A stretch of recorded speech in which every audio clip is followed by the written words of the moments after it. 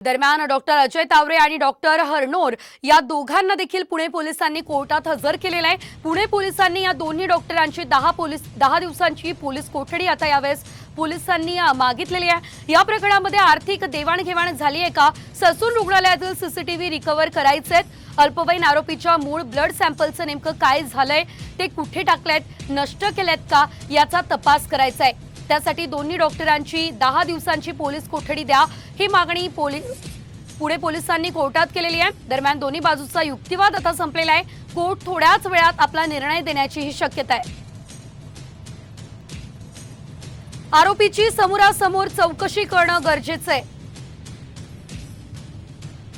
कुणाच्या सांगण्यावरून रक्ताचे नमुने बदलले याचा शोध घेणं गरजेचं आहे। 10 दिवसांची पोलीस कोठडी नेमकी का हवी आहे हे आपण बघतोय। आरोपीच्या नमुन्यांऐवजी कुणाचे ब्लड तपासणीसाठी घेतले, आरोपींमध्ये आर्थिक देवाणघेवाण झाल्याचं निष्पन्न झालंय। विशाल अग्रवाल सोबत आरोपीची चौकशी करणं गरजेचं आहे।